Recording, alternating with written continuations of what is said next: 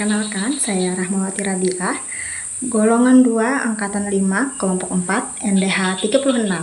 Saya dari instansi Balai Penyuluhan Pertanian Kecamatan Sungai Lobak sebagai penyuluh pertanian terampil.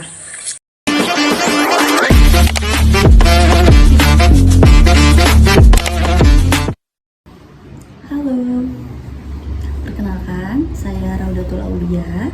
Saya dari golongan 2, angkatan 5, kelompok 4, NDH 37. Saya dari instansi Puskesmas Perawatan Satui sebagai peranata laboratorium kesehatan.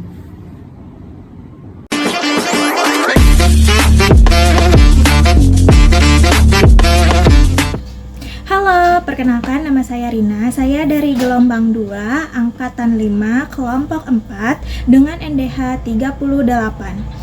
Saya berasal dari instansi Puskesmas Pulau Tanjung sebagai nutrisionis terampil.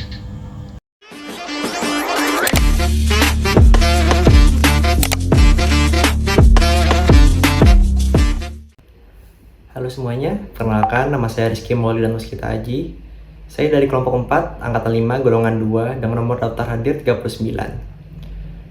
Saya berasal dari instansi UPT Lab Lingkungan Dinas Lingkungan Hidup Kabupaten Tanah Bumbu. Di sana, saya berposisi sebagai pengendali dampak lingkungan terampil.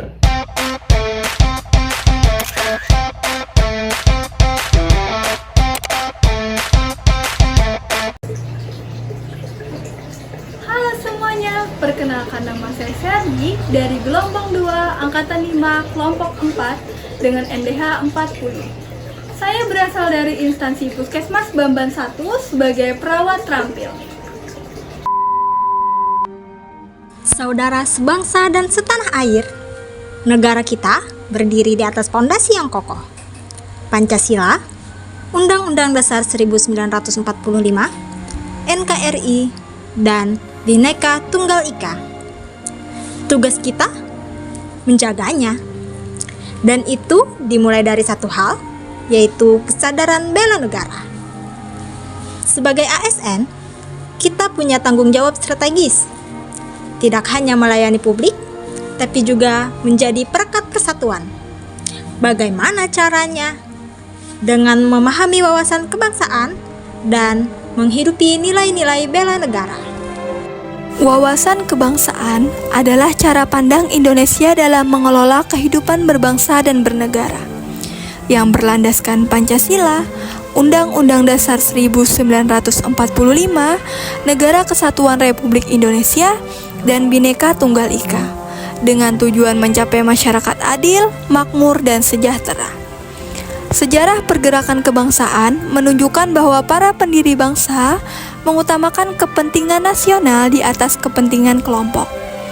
Membangun persatuan melalui tonggak sejarah, Hari Kebangkitan Nasional tahun 1908, Sumpah Pemuda tahun 1928, Proklamasi Kemerdekaan tahun 1945. Menyepakati 4 konsensus dasar, yaitu Pancasila sebagai dasar negara, pandangan hidup, dan ideologi pemersatu. Kedua yaitu Undang-Undang Dasar 1945, yaitu konstitusi sebagai landasan hukum tertinggi. Selanjutnya, Negara Kesatuan Republik Indonesia merupakan bentuk negara yang final. Dan yang terakhir, Bhinneka Tunggal Ika sebagai semboyan pemersatu di tengah keberagaman. Simbol-simbol negara seperti bendera merah putih, bahasa Indonesia, lambang Garuda Pancasila, dan lagu kebangsaan Indonesia Raya menjadi identitas dan perekat bangsa. Bela negara adalah tekad, sikap, perilaku, dan tindakan warga negara untuk menjaga kedaulatan, keutuhan wilayah, dan keselamatan bangsa. Nilai dasarnya adalah cinta tanah air, sadar berbangsa dan bernegara, setia pada Pancasila, rela berkorban, memiliki kemampuan awal bela negara.